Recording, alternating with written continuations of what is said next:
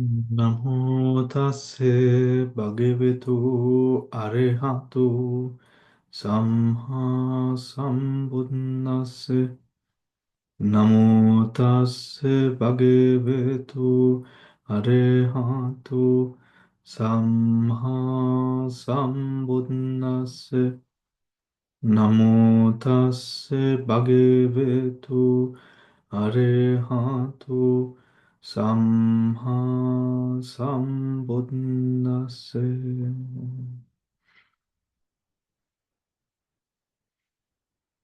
Theruvan Saranai, everyone.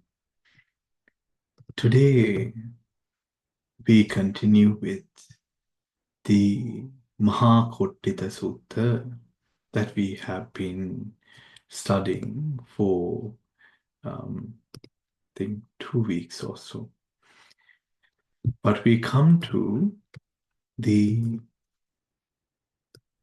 last part of the Mahakottita Sutta, which brings us to the Four Noble Truths. And as we go along or read this sutta, contemplate upon this sutta, as we have also been discussing within the sessions, we understand that these two very special beings who are having this discussion with one another, speaking on their reflection, speaking on what they have experienced and touched themselves, they bring to light this reality that with whatever encumbrances or hurdles or with whatever craving, need for change, all of the different influxes that may arise within one's mind, for one who has already experienced the peerless, all of those fires seem something that is experienced or something that he's gone through by one who hasn't touched the peerless. Because the fire intensifies within ourselves through the anusayas, through the different kileshas that arise within as latent dormant, they lie in our subconscious within our continuum. And because they lie there, when conditions arise, these latent defilements have the ability of manifesting into the present.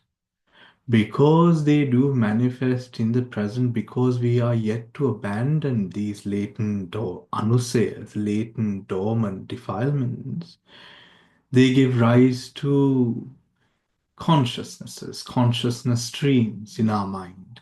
They become a factor of conditioning to that consciousness.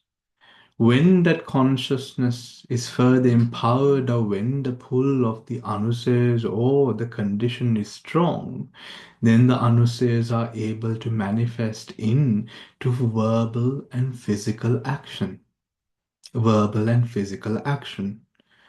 When these external causes or influxes appear within the six sense bases, our lives, that objects or those experiences that one experiences are further proliferated by one's own dormant defilements.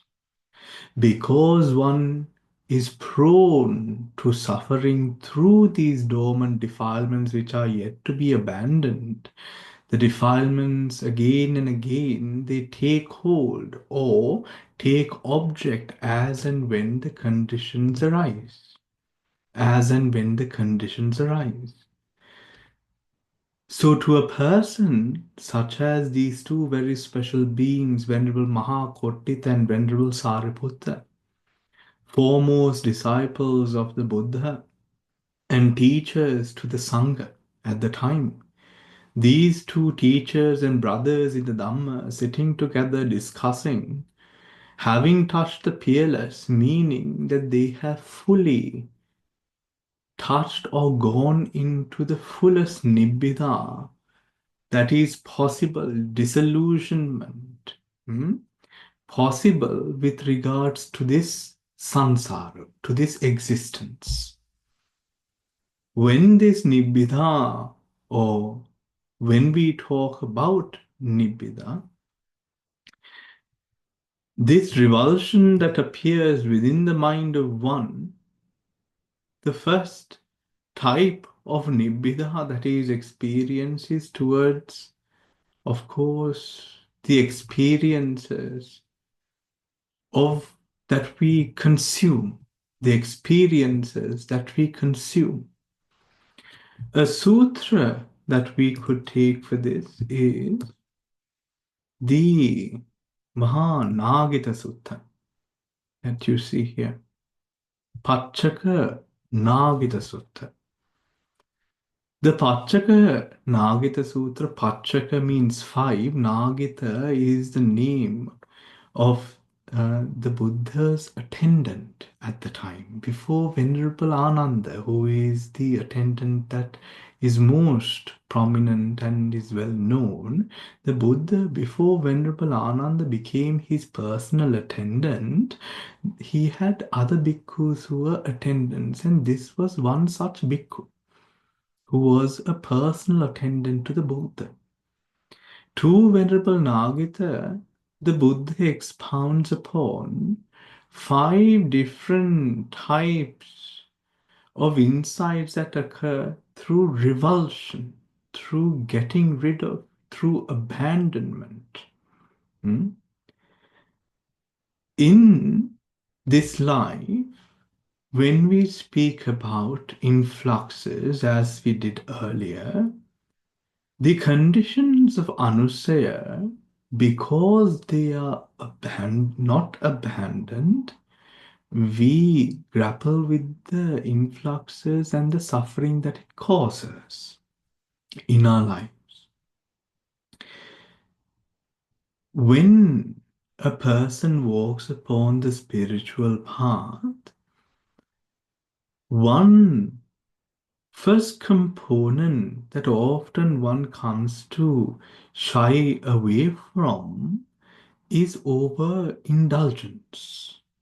Overindulgence. One becomes quite moderate in indulgence, be what it may, whether it is food or sound or whatever that might be, the need, the craving for such reduces. Hence, slowly one becomes to sort of shy away from overindulgence and becomes moderate. In that journey, as one goes along or matures through that process,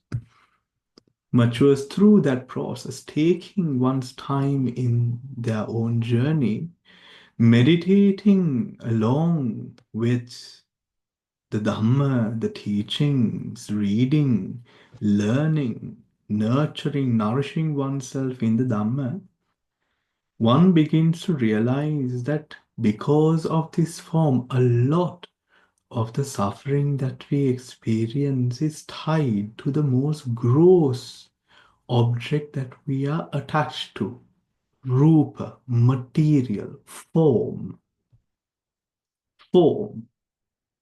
And when it comes to the consumption of such forms, the grossest out of all is that which we put in through our mouths. Food. Food. Food plays a very important part in our cultures, regardless of what the culture may be, from east to west, north to south. Food will play a very important part in the consumption of that food. Even for a monastic, a monk who lives secluded, food is something that you cannot avoid or get rid of completely, because one has to consume. Hence, to a forest dweller, also, food becomes one of the only allowances of sensual pleasure because food is something you have to consume. So the Buddha advises consuming this food with right attention to say, I am consuming this for my bodily function, for me to be able to achieve and do things that I want to achieve in the Buddha's sense, for Nibbana, for to strive to make efforts, good efforts, to further our path, further ourselves in the path.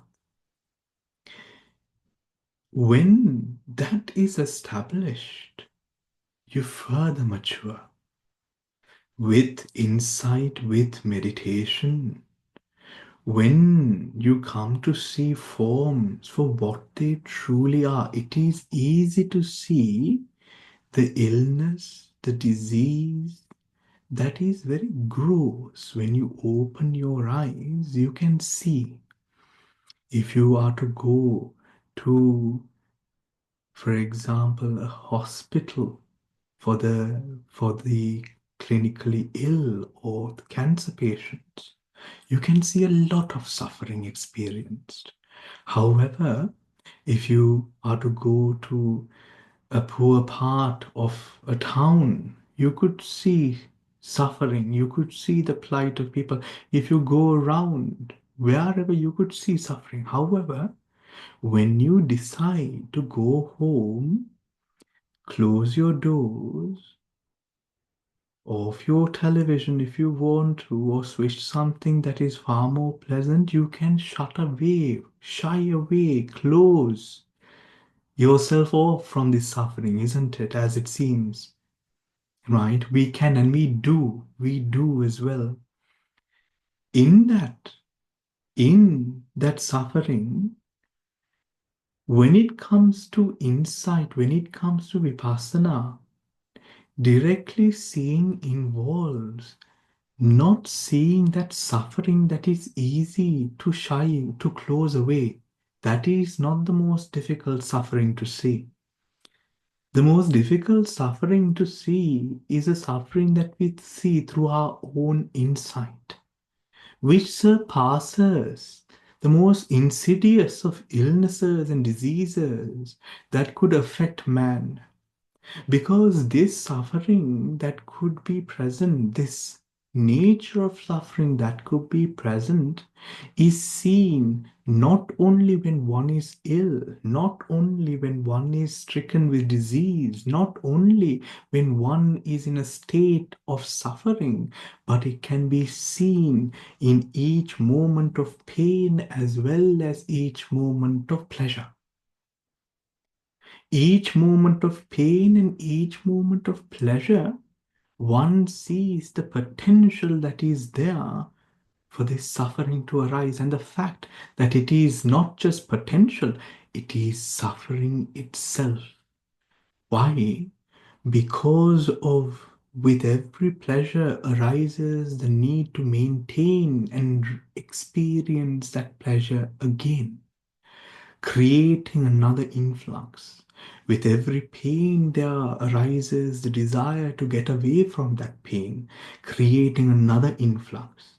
And as from moment to moment, from life to life, from scenario to circumstance, we desire and create another loop, another loop, another loop that is that repeatedly affects this existence, samsara, that we are in, and put aside the long drawn samsara, this very moment we are well aware about how many things could disturb our peace. Our peace can be so fragile if the mind is not in a state of strength, in a state of awareness, in a state of strong mental fortitude. There arises influxes moment to moment, moment to moment. Why? If it is in the material world, these influxes arise because of material. If in the material world, whatever influxes that arises caused by a material. You are thinking about an instance. You are thinking about two people, materials. You are thinking about a possession, a asset, material. You are thinking about something, a status. That status is governed by what that status means in the material world. The way people clap, the way people smile, the way people would bow down to you, the way people would respect you. All of the statuses that we hold in our mind are tied to material illusions that we have manifesting in our mind. When we speak about pride, we have an image, a mental image that comes up in our mind. When we talk about honor, prestige, in the same way, these mental illusions arise in our mind. The moment, because we have not abandoned the anusayas.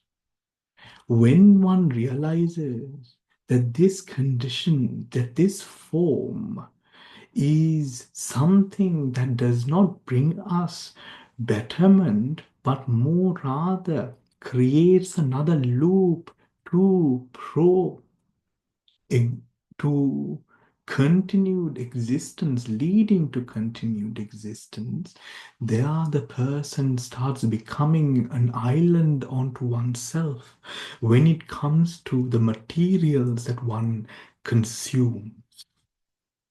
The material that one consumes. Here in the Nagita Sutta, remember that Nagita is a fellow monk. When you are a monk, food is one of the only forms of sensual pleasure, as I mentioned to you, that enters through the doorways of the monastery. Music does not enter.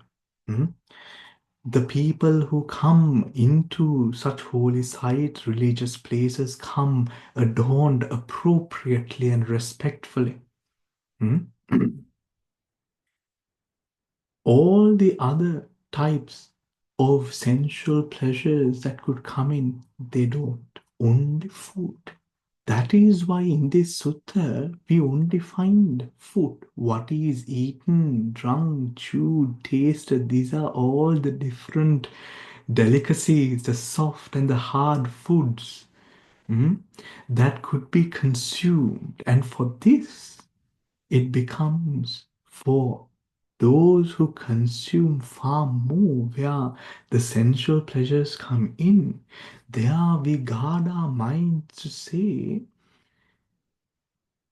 we consume appropriately. However, this goes far beyond that, where it is not only consuming appropriately, it is the getting rid of the satisfaction that one craves through such poor material consumptions.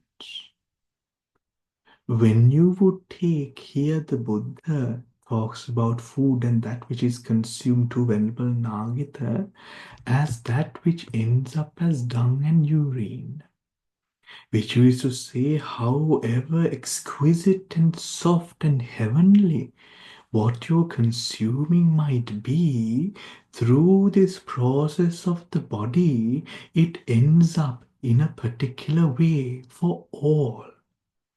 Going through the bodily processes, it ends up in the same manner for all, something that is putrid, something that you would want to get away from, that you hide away, shy away from, something that you dispose of.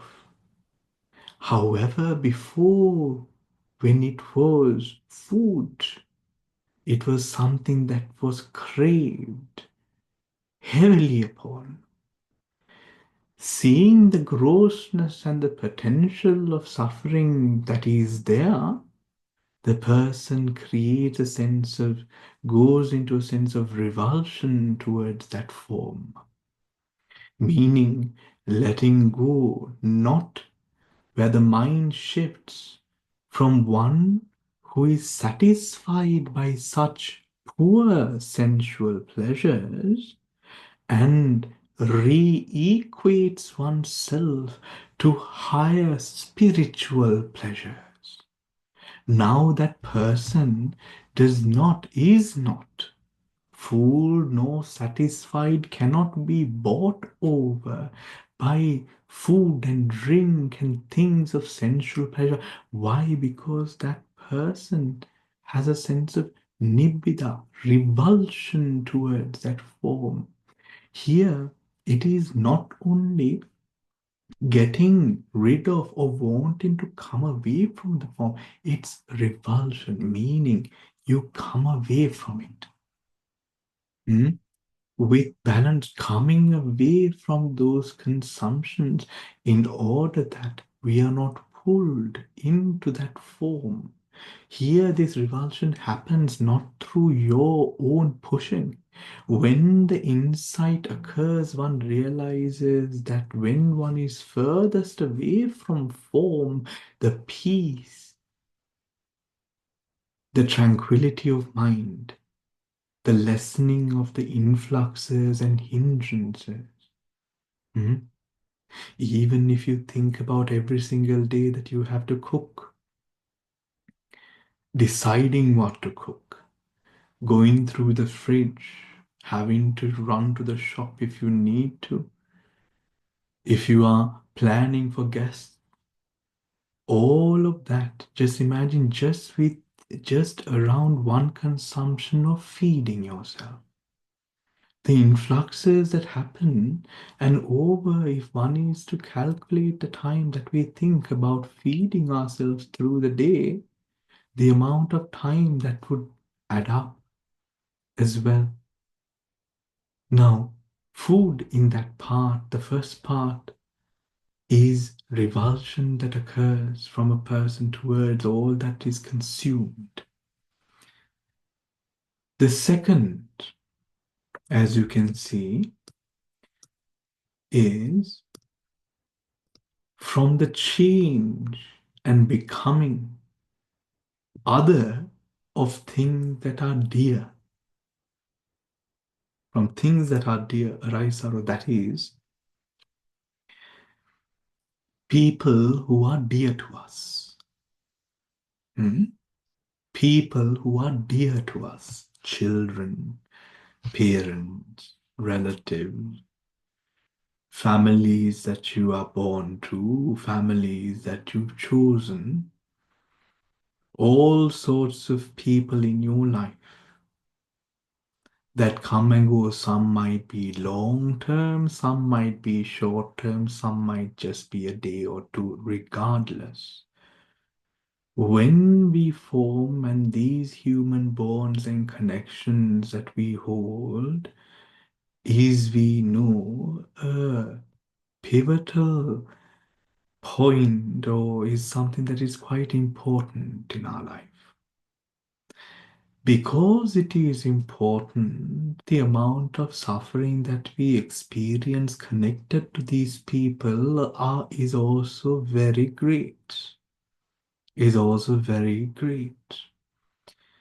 The second sort of revulsion that occurs through insight, the first being for consumption of material to form itself.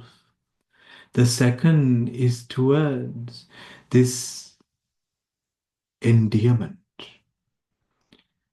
When maintaining or having close relationships, this is not to say, this is not to say that in the path that you cannot. No, this is not about that. This is not about what you can or cannot do. This is not telling you exactly. This is talking about suffering and the causes of that suffering. And we know that our loved ones are a main cause of the suffering that we experience in our life.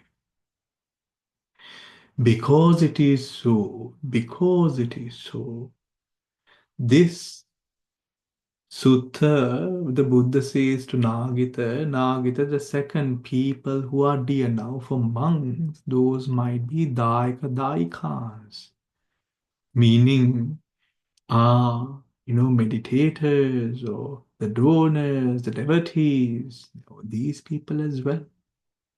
These people as well.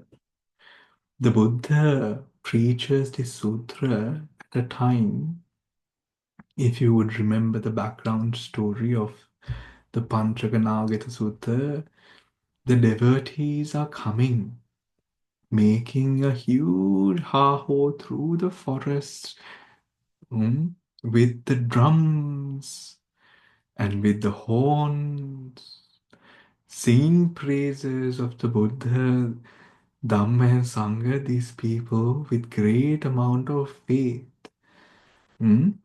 Not only at the monastery, but coming to the monastery from a distance, they are singing praises coming to the monastery. At the time, Venerable Nagita was the Buddha's personal attendant. Venerable Nagita comes and tells to the Buddha, Bhante Bhagava, there are devotees who have come from afar to see you. Hmm? To see you. They are coming showing great respect to you, Bhante. Hmm? Then the Buddha looks and he can see they are coming because they're making a huge sound while singing these phrases. And the Buddha says, if you would remember, the Buddha says, no, Nagita, send them away, Nagita. I do not wish to see them. That is the danger for the monks and the Buddha preachers, that the one of the greatest dangers that could arise for a monk is this praise, gain, and glory that arises, which can entice one to go behind it. Hence, with this revulsion that occurs, this first revulsion that we go through concerning form includes the attachment to all of those gain, glory, and states, emotional states that arises connected to that form, titles, statuses, all of that. Revulsion occurring towards form and anything that form creates an island onto oneself, where one is able to let go of the suffering that can be created through those instances. The second is then coming to experience or know the dangers that arises or the suffering that arises when one is so emotionally tied to those that are dear. There, the person, the meditator, remember, these are 5 insights through revulsion.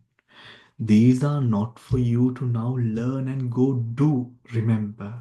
This is not that kind of sutta where you learn all of this and now you're going to, okay, a revulsion towards my family. Not like that, everyone, not like that. It is, I think we all understand because we live in today's world.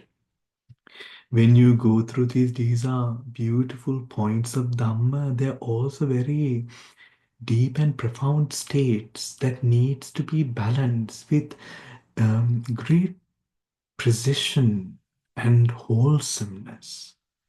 If one is to take this away, if I was to take this away and try to go do it in the way that I would, knowing only this sutra, I would get myself into a lot of trouble, especially if I'm living with family. Especially, I am saying this because I have already done it.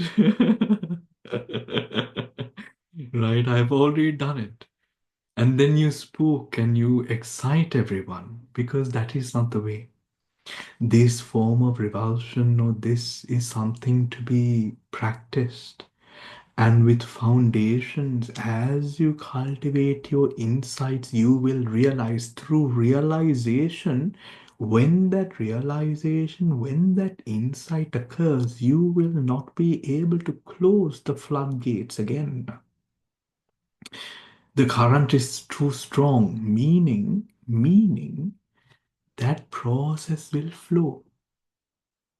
Hmm? That process will flow. When you come, for example, into a state where your vipassana has balanced this first one, there, what kind of being is this? This being has a daily practice of vipassana, number one. This person has a, this person is quite committed and wants to cultivate in the path. That is their volition, that is what they've chosen to do for themselves.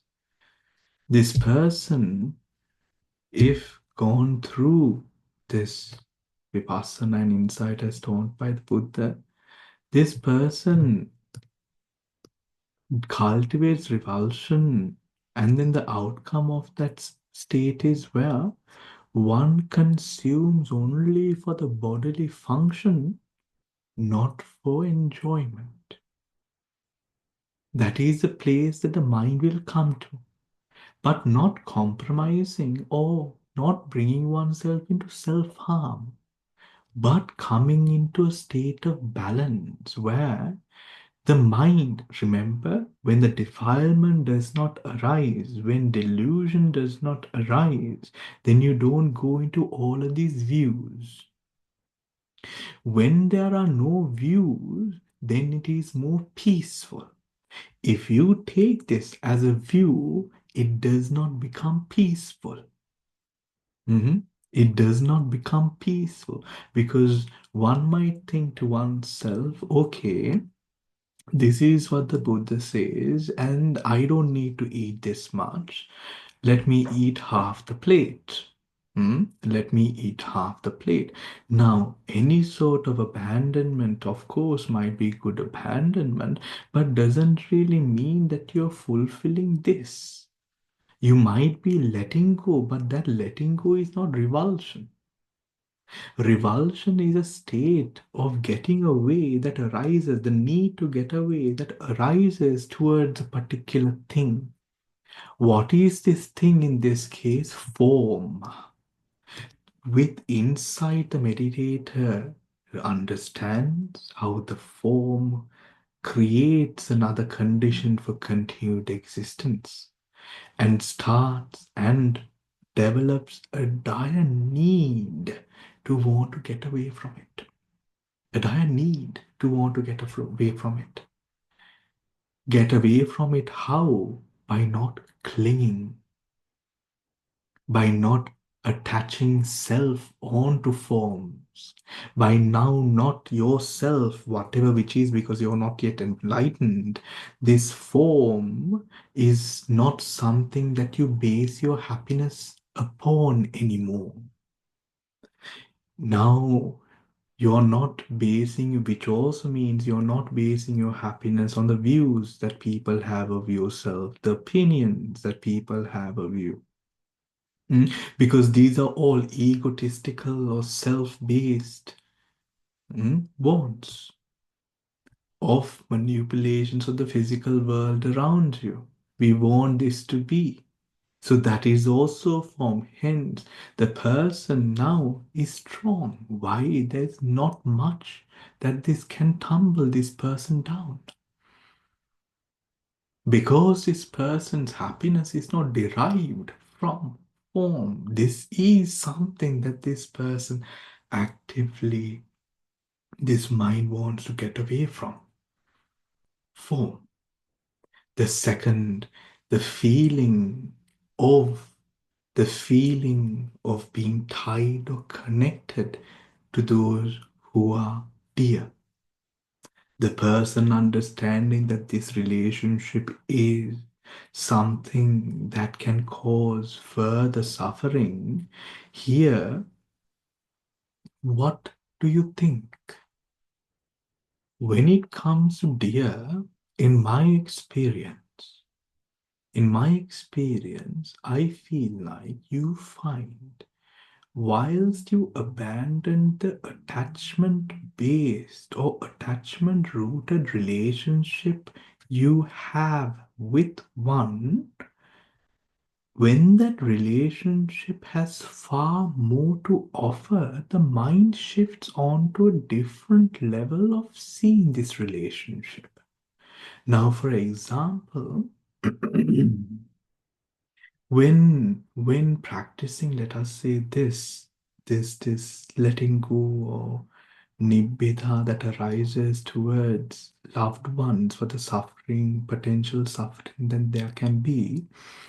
For me, I would say from my practice, for example, my mother. Hmm? Very close, very dear. Hmm? Mummy's boy. Same, very good relationship, all of that. However, when coming into Dhamma and learning this, for me, this sense of letting go was overcome by something far more wholesome, which was respect. Respect for whatever values or qualities that I would see. Now it was not my mom kind of attachment that was arising, but now more a sense of disattachment, yet a connectedness or a sense of respect that arises for this person, for whatever that person is. Even if, let us say, even if sometimes you can't find something to be thinking that this is respectful of, still the mind respect the fact that these are beings, these are entities. This is, my mom is also such an entity. Hmm? And that entity has their own conditions. Respect to that is may also arise when it comes to instances that you don't find much to comment. But the mind works in a manner where it's not a connection of attachment no more. But we are still here. I am still under this roof. We are still walking on this land. So, hence, it is not in the feeling, it is not attaching oneself to this feeling where there is a saying in Sinhala language, I forget, when you're hanging around with your friends or your relationship, or where you have very strong ties, eating from the same plate, your brothers in arms. Uh, that is not the way. For example, this person's mind does not fall to that level of attachment out of delusion, but respects the fact of entity, phenomena, respects individuality in the sense of understanding world nature. That is the feeling, that connectedness that we feel is a feeling. For example, the love that we would want to feel, yes, it is nurturing. It is nurturing because that is the feeling that we want. So when we get something that we want, of course, we have a serotonin and a dopamine boost, where we have the fact of this happiness arising in our minds.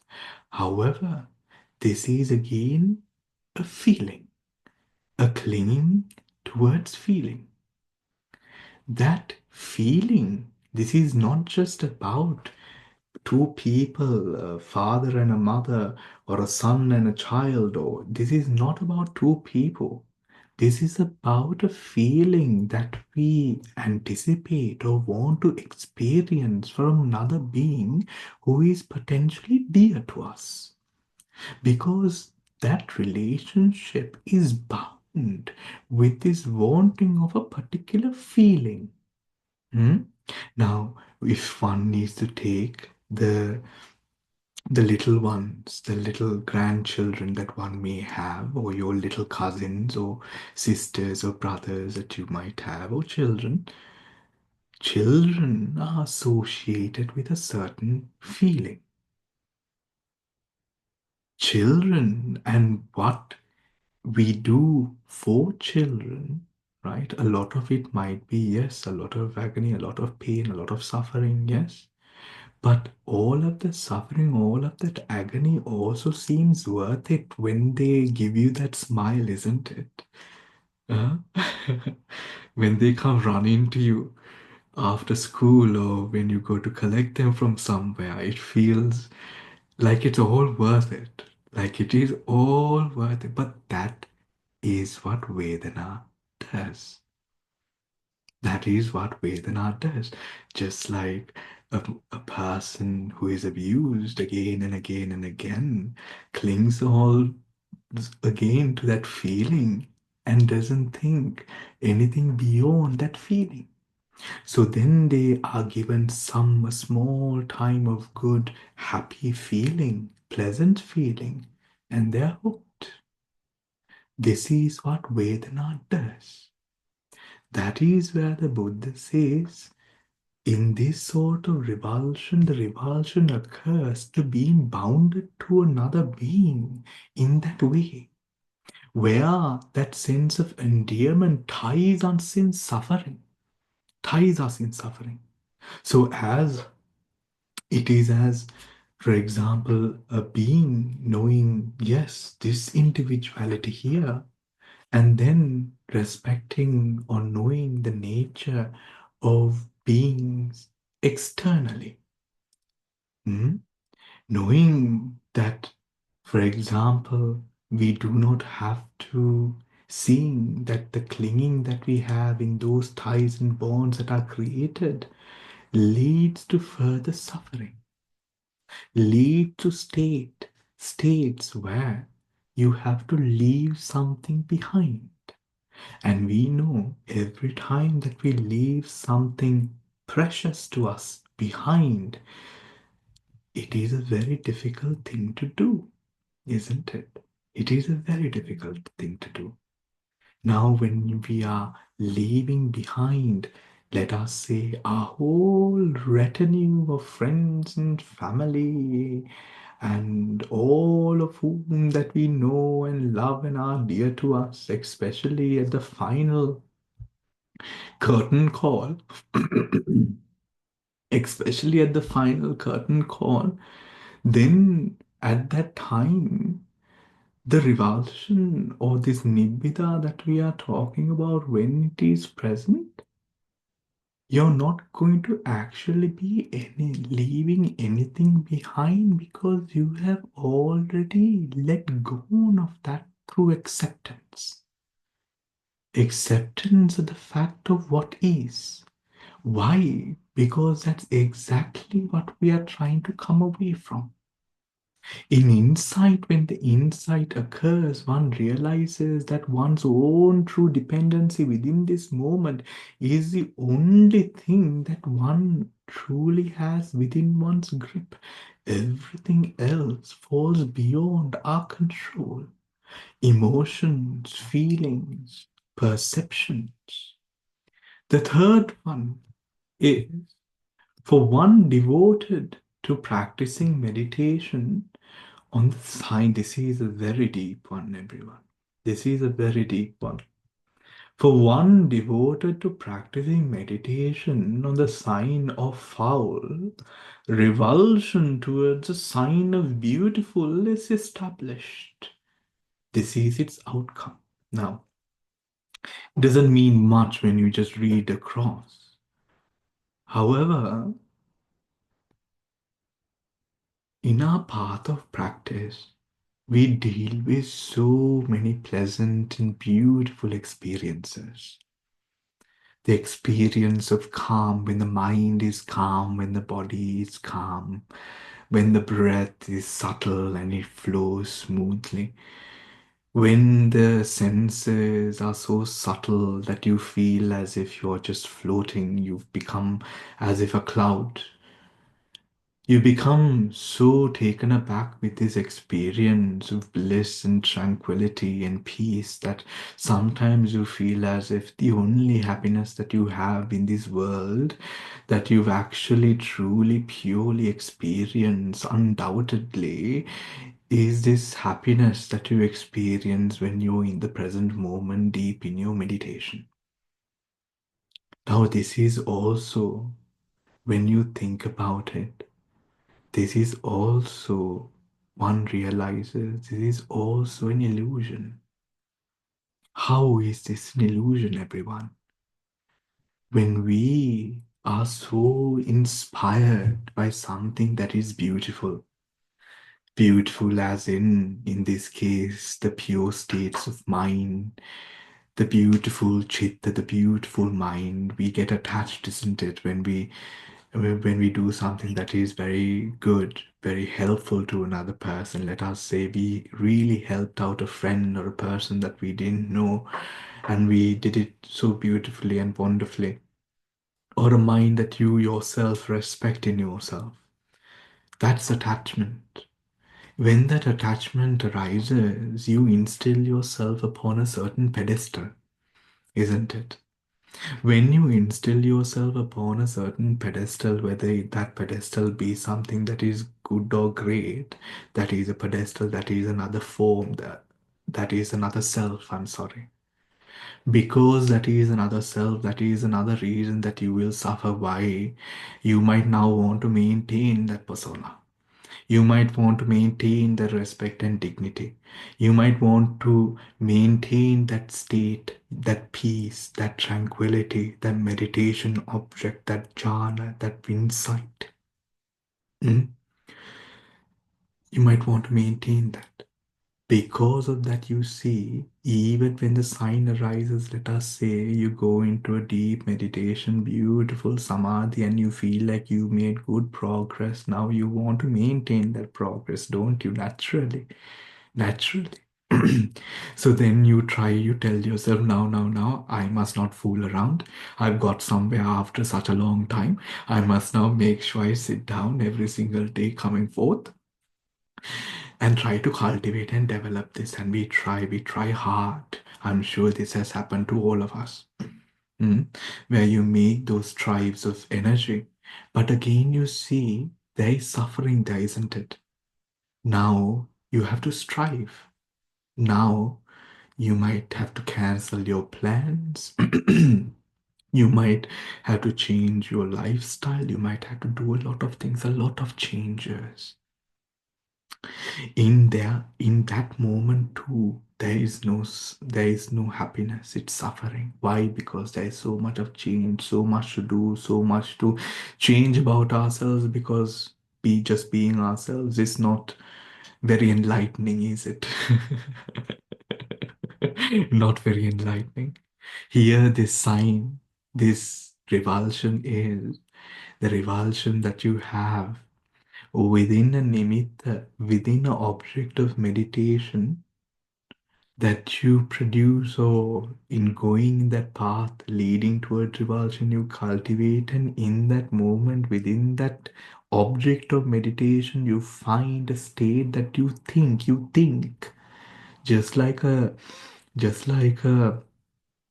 ape would think that this branch can support my weight without any fear. This big gorilla or animal jumps on this branch and the branch falls. Just so you think you can sort of settle in this sign, you can be here, this is blissful, and then you start getting attached to that as well. The meditator, in its insight, realizes, to this too I must get away from. I must get away from this perception that arises in me to say that this is okay, that this I can rest here, you see. Like the bird can easily just, in a forest full of serpents, a bird can just be on a branch and rest, the bird thinks, but it can't. because it could be food at any time. Just so the being realizes that in this moment of meditation, everywhere you think that there is bliss here, this meditator through knowing, through insight, not forcing it, not imagining it, and not thinking in the ways mentioned here, but truly, genuinely experiencing it, going in that organic journey, he realizes even within this meditational state, I am not safe. This perception that arises telling me that this is blissful, that this is a good place to be itself, you start cultivating nibbida towards. Because that is what I thought, that is a perception that arises all the time with whatever sensual pleasure. The perception that this will make me happy. Hmm? This will make me happy. Simple as that. Even in the meditation, when tranquility arises, when it is samadhiful and blissful and tranquil, and you have a wonderful session of meditation, it was a great meditation session. But you might also have had a session of meditation where the whole session of meditation you've only been bringing back the distracted mind back to the breath, back to the breath, back to the breath. But because this was very strenuous to the mind, because what you wanted did not happen exactly as you wanted it, you're not very happy. However, you have made good progress in the practice, but you don't see it. Why? Vedana. Vedana.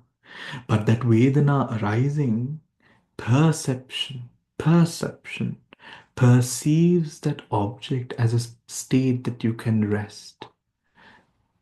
This third factor of insight leading to revulsion is the fact of getting, or the nibbida that arises towards that subtle perception that arises there, to say that you can.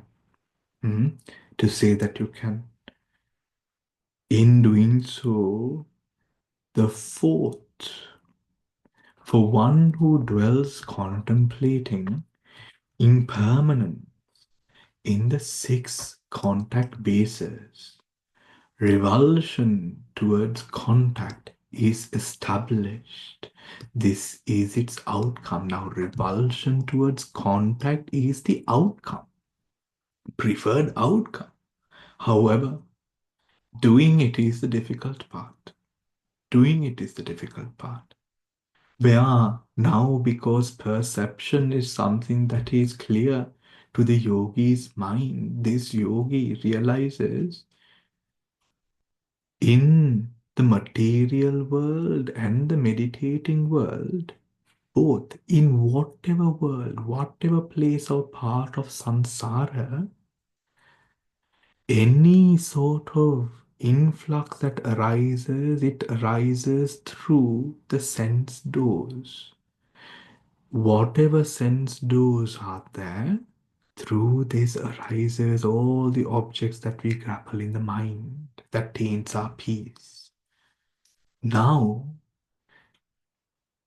this yogi or the Buddha telling Venerable Nagata says this person who has had or cultivated nibbida towards the perceptions that arises within a nimitta, within a meditating nimitta, now this person cultivates further revulsion towards every moment of contact, knowing, seeing, led by the truth that every moment that there is an object that impinges, that object arises out of the six sense bases, that object is that has within it anicca, dukkha, anatma, impermanent, suffering, non-self.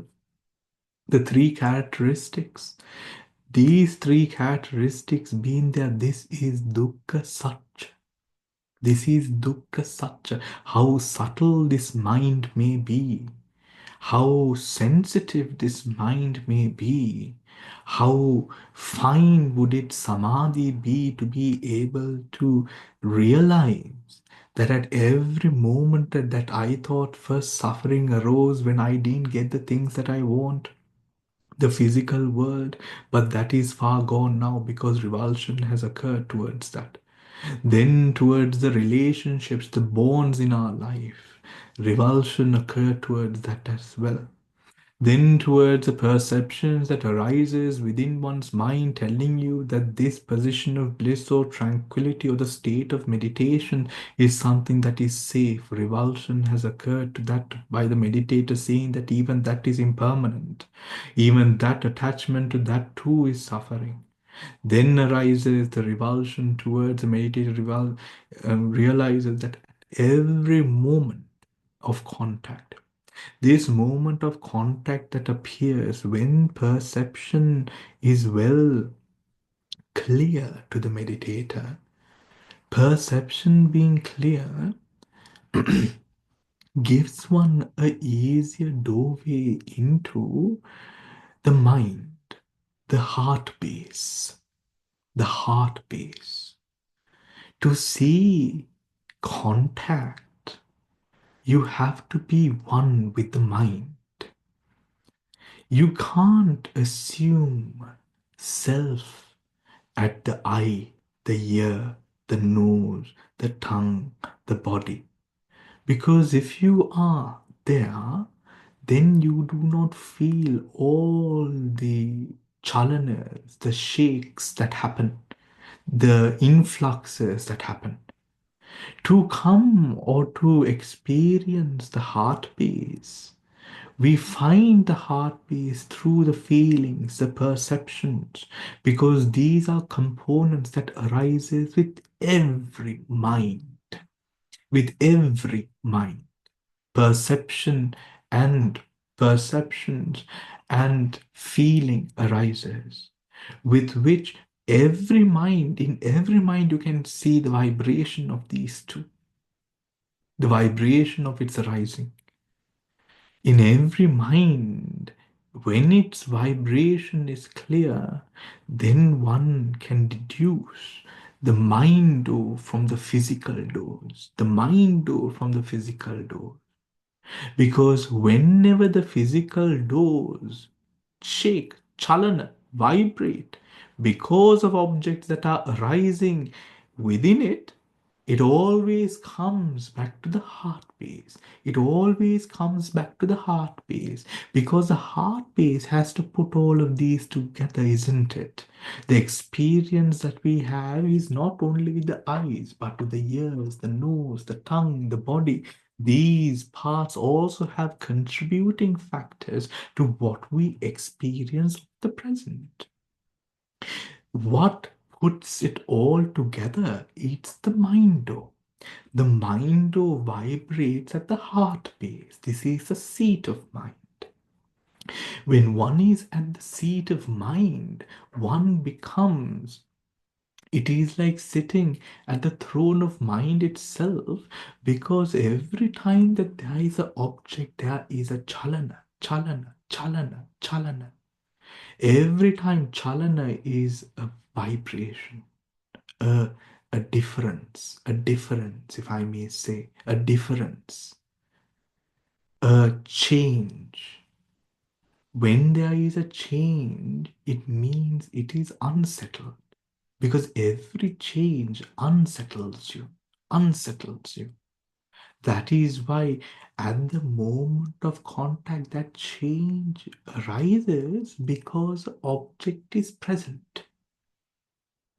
When an object becomes present to the mind, that change occurs because the mind craves that object. Because of that object, all of these constantly changes because this is the nature of mind and matter. Mind and matter.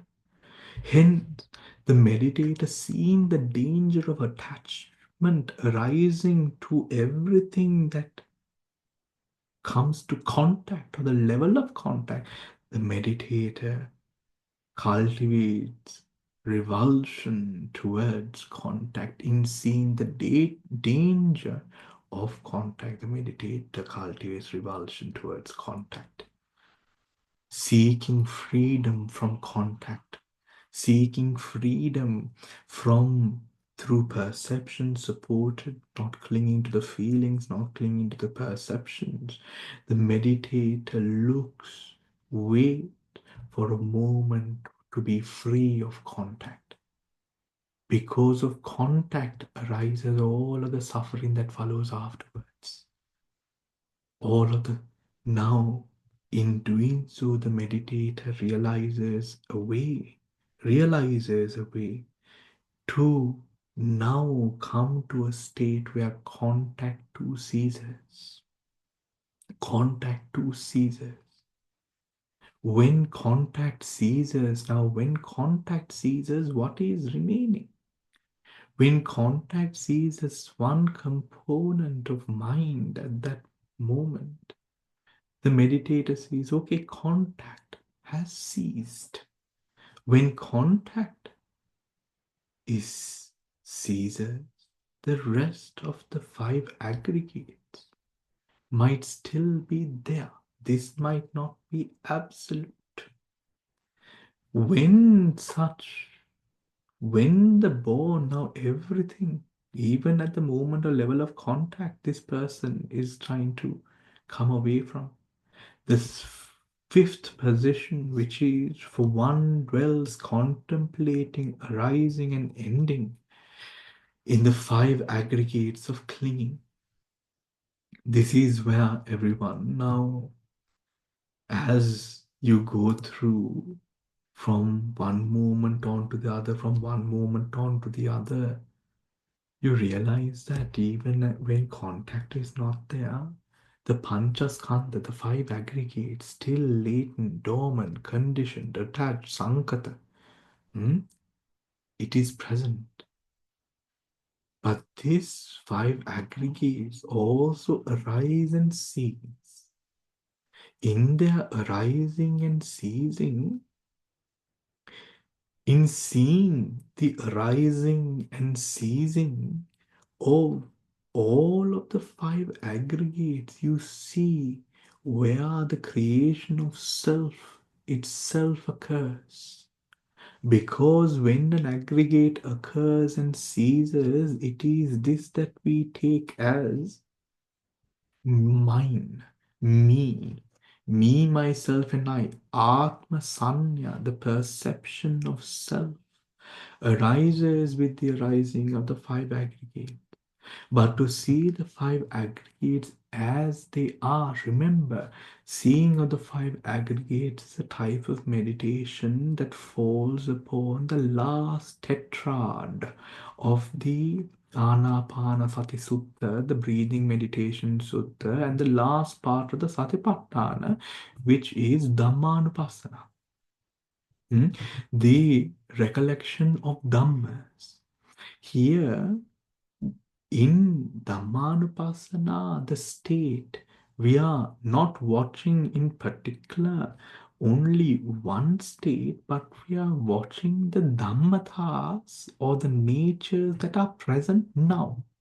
This nature that is present now, for example, in this case, the five aggregates of clinging, the Pancha Upadhana Khanda, arises and ceases its five components: materiality, feelings, perception, mental concomitants, and consciousness. Arises and ceases moment and moment. In its arising, one sees, now I have let go of all of these things, getting away, getting away, getting away. The final thing is the revulsion that occurs towards the arising of the five aggregates itself, which is the greatest Dhammata. In seeing, in seeing arising, processing, ceasing, just like in the anapana which we practice, here the arising, processing, ceasing takes the five aggregates, starting with one of the aggregates and building on to the five. Now, when this yogi, when this meditator looks upon this being is not so and so. Is not a name, is not this person's son or daughter. Here it is five aggregates at this moment for this person. Five aggregates. Imagine five bags being filled with different aggregate. This is all that we are, the aggregate of rupa, materiality in our life that we cling on to by delusionary ways or materially what we have right here, right now as well. Because delusionary ways in the sense you can assume something is yours and a part of your rupa khandana. Hmm? Now you think that it's yours and it's rupa khanda here. Now that is parts of part of yourself, the body, atma, the body of atma, atma kaya. In this revulsion towards the five aggregates, now you could imagine for Venerable Sariputta and Venerable Mahakottita, for one who has developed revulsion towards all of these dhammas that we have gone through, for them, there is nothing that shakes them. No karma that they want to bring closer, or no karma that they want to get away from. There is no pain that they want to subdue and saturate with pleasure, no pleasure that they wish to subdue with pain. Because for them, all of those exercises that are done by normal men and women, persons in this world, for them, it is not something to be done. It is, if they might say, a waste of energy. They might say the turmoil, the effort that is put in to fuel the turmoil in our hearts, to fuel the negativity, the fires of negativity within us, to crave for states that one cannot gain by craving, to pray for things that one cannot accrue by praying. For such beings who see things as they are, for them the holy path is not connected to, for them the holy path is not connected to any other state other than what Nibbana truly is, isn't it? Because they have seen that it is in the coming away of forms, coming away from the ties or things that we allow to have hold and control our minds, our hearts, our lives, coming away from these physicalities, coming away from these feelings, Vedana, craving for such feelings, hmm? Coming away from perceptions that give you the idea that this is something that will last, that this will be something that will be long enduring, that this will last, that this is somewhere that you could be safe, when in each minute moment of arising, these bhikkhus would have seen suffering in every corner of those dhammas. So, no, for those beings, the holy life is not to change a state from one to the other in hope or praise or to gain, to turn pain into pleasure, to gain karmas that are deserved in the future, to gain them now. For them, their minds don't work in that manner because they have touched, because they have resonated with something far more deeper and true, far more deeper and true, what reality in Nibbana is. So as we go across or go learn from also the Nagita Sutra, the Pachaka Nagita Sutra with regards to the five insights that occur through through revulsion, Let us also sort of see that in our lives, in our own personal lives, often the suffering that we all experience is tied to something of this world, starting and beginning with forms. So as we come into the practice, as to feel the lightness of this Dhamma, to feel the lightness of our minds and the capacity, the potential of lightness that we are able to feel in the body, one has to realize that a shift is necessary. A shift from being dependent upon poor sensual pleasures to make one happy and to start depending upon far more meaningful goals based in wholesome aspirations of peace, tranquility in one's life.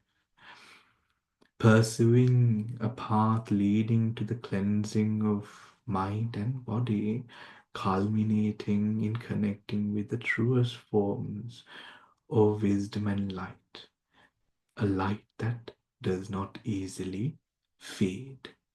When that light is within you, no amount of materiality will you crave.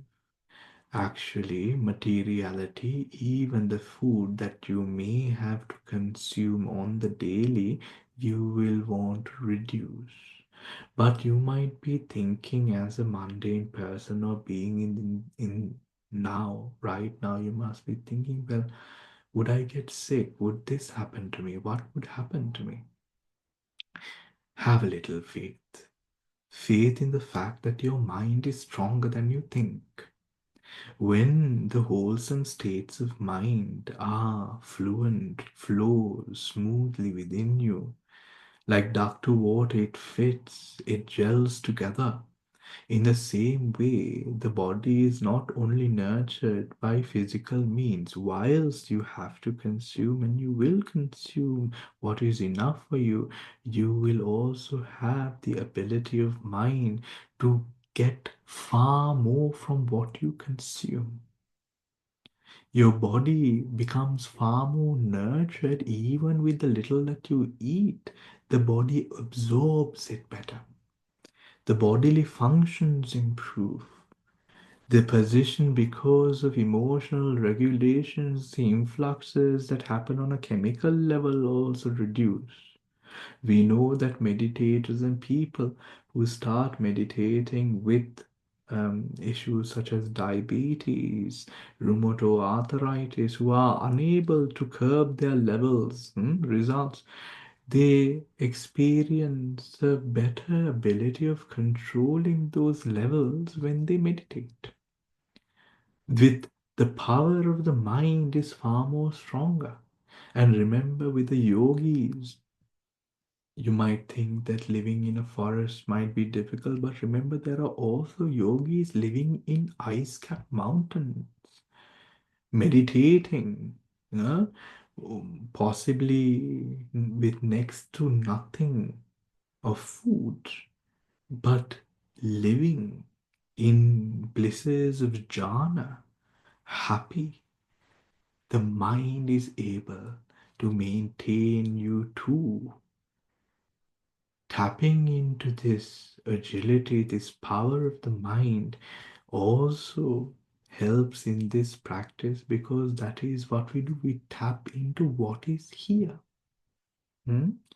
We tap into this present moment, mind and body, and see it for what it truly is. And when you do see that reality which is there, this will be what will unfold, which is the fact that you will want to come away from these dangers, from these influxes, from these factors that cause influxes. So I wish you all the very best of energy and stride and all Namaste. peace, in order to quiet or put off these fires that we all experience. We might feel as if learning one book or the other, or doing one course after the other will bring us the peace, the learning that we need. But in true essence of what the Buddha has always taught us, it is not in the next moment that we find our peace. It is in this very moment, here and now. All that we need to know is right here and right now. And with a bit of practice to calm the restlessness of the mind, to allow the mind some peace and quiet in your life, to cultivate clarity into what is, to see things as they really are without craving, without biasness affecting your wisdom or what you see. There you will see what life truly is, which is something like a mousetrap again and again, giving us something that we like in order to entrap us into another wheel or cycle of suffering. Again and again, again and again, we flow through this world in the same way. So, with those who learn the Dhamma and have the light of Dhamma shining through their hearts, the path they are suffering, the reasons and causes for their suffering become far more clear to them. When it is clear, we have a better chance of figuring out how we can be free of them. And I hope you all the very best of strength when it comes to it, for you to be able to feel those truths in this reality in a manner that it equates into Nibbana in every single way, shape, and form, everyone. So if you have any questions, you can ask them now. Bante, Yeah. can I ask a question, please?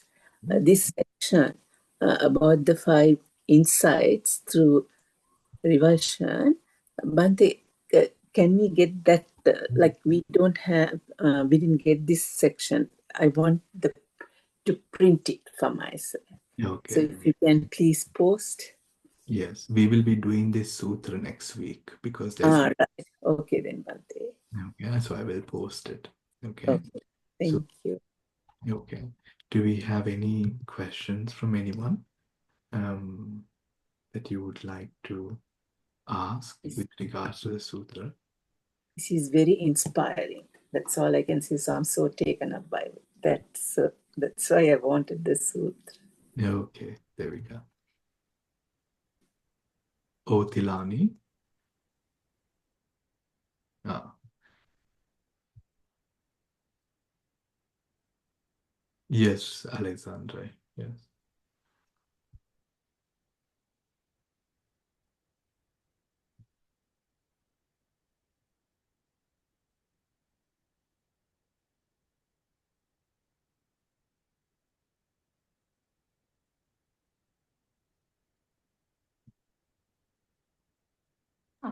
I found it. Sorry, I was struggling to unmute myself. My question is, when we develop revulsion to the pleasures that we know normally, Mm. there's a risk of um, becoming dry and unmotivated until we develop the other deeper pleasures of the mind. And so how can we counterbalance Okay. this? So, how you would often now, when it comes to, there is another sutra,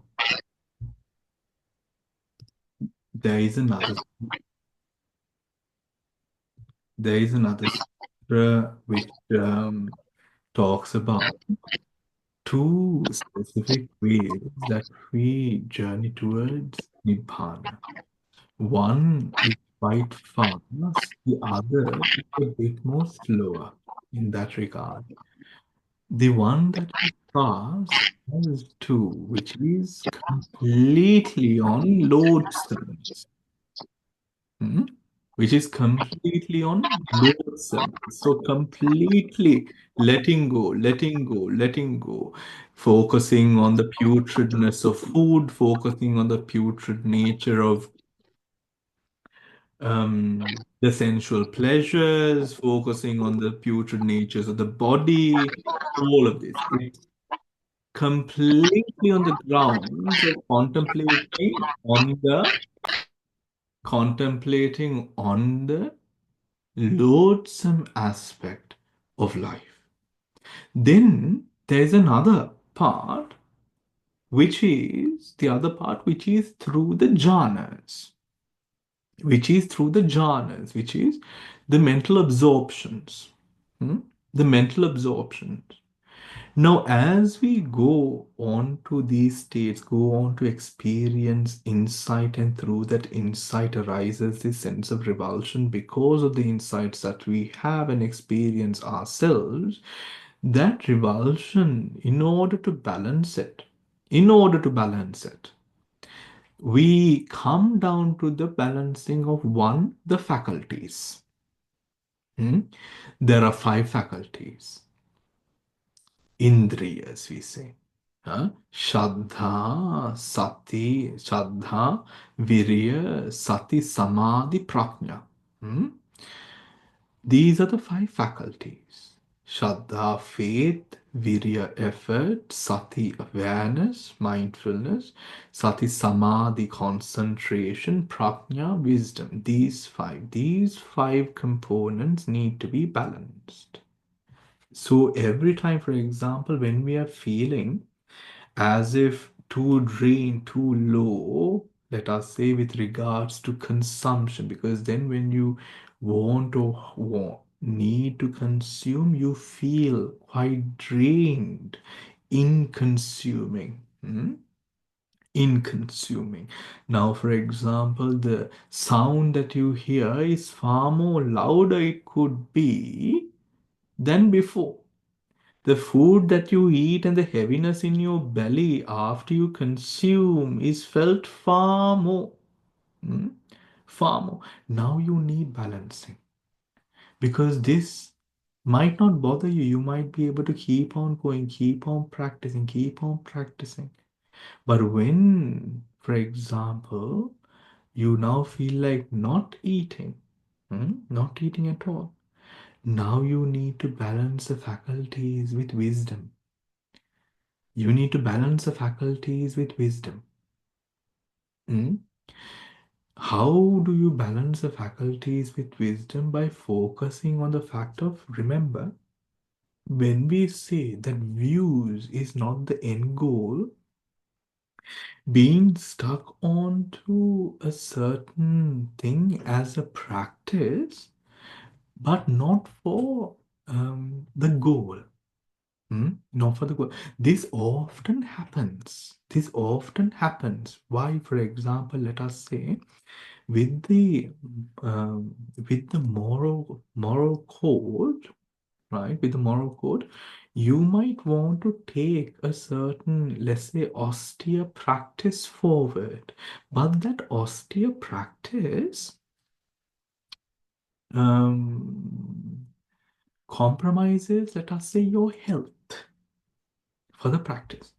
Now, some monks, yes, there are some monks who would then go ahead with the austere practice, being able to do it, right? And then come off it after a certain time. And then there are monks who would go full on, completely with the austere practice all the time. But of course, this can have quite a strain on the mind.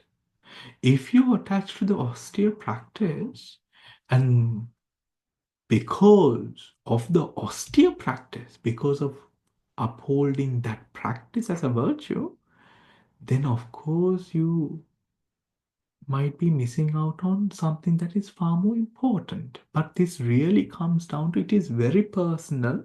We cannot judge looking from outside. It is very personal to the person who's doing it, really. Hmm? Because it might seem like that person is doing the right thing externally, but internally for the person, who knows actually what is going on inside, honestly, it might be a wrong thing. A thing that, something that you've taken up just as a practice. That is where we need to balance, first of all, wisdom, for example, balance the faculties. The other, if the balancing of the faculties do not work, if the balancing of the faculties do not work because the nibbida is so strong, then one has to, in going into these states, along the way, one experiences priti and sukha, this mental and physical sense of zest and happiness, spiritual zest and happiness. Because one has come along this spiritual zest and happiness, one goes into spiritual zest and happiness through one's meditation. Because of this, now it raises the mood of the mind because it is nurtured by a bit of happiness, right? Now, one might ask, Bante, how does a person who does not have jhana go into this? This you do it in this way. When you go along the practice, there are insights that occur to you. Because of these insights that have arisen to you in your path of practice, you at times experience bliss and pleasure because of the vipassana itself. Now, for example, you could have a moment of insight that is relatable to you, where because of this insight, this realization, uh, a certain amount of suffering or pain in your life was lifted. Was lifted. Or you used it in a manner where it just seemed like you were not burdened by it. You were able to let go of something. It brought you peace. It brought you happiness. It brought you peace. It brought you happiness.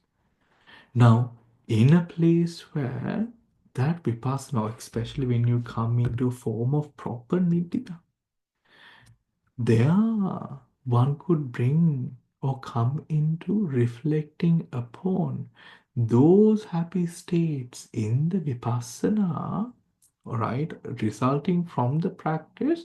When one does that, usually some priti sukha arises. At that time, that happiness arises because imagine in a world where, it was as if you were destined for more and more suffering because of more and more pain or not letting go or holding on or all of these different reasons. Coming into this state of practice gives you a certain sense of deep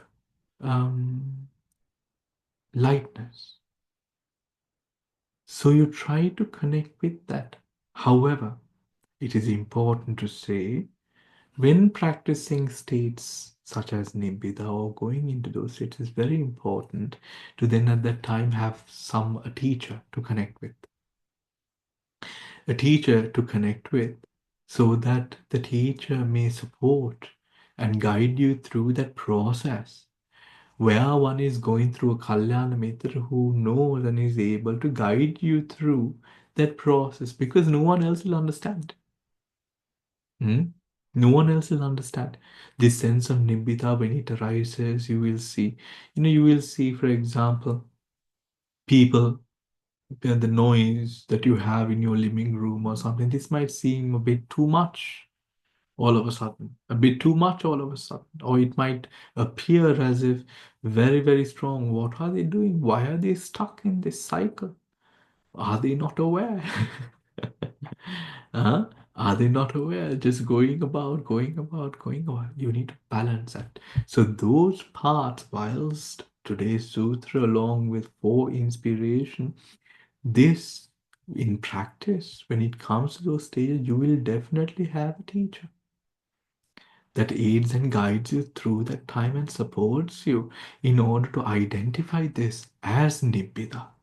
You have to see it as nibbida, so that you do not take it as a personal, again, Atma, without taking it as Atma. So having a teacher supports, brings that much needed support in order to take your practice forward also. And at this time, you really do need um, a person who is able to support you, Alessandra. All right. So we will stop the class here for today, everyone. We will continue with the Nagata Sutra next week. I will circulate the sutra with all of you. And for now, I will leave you. Komala Teruan Sarnai. Take care, everyone.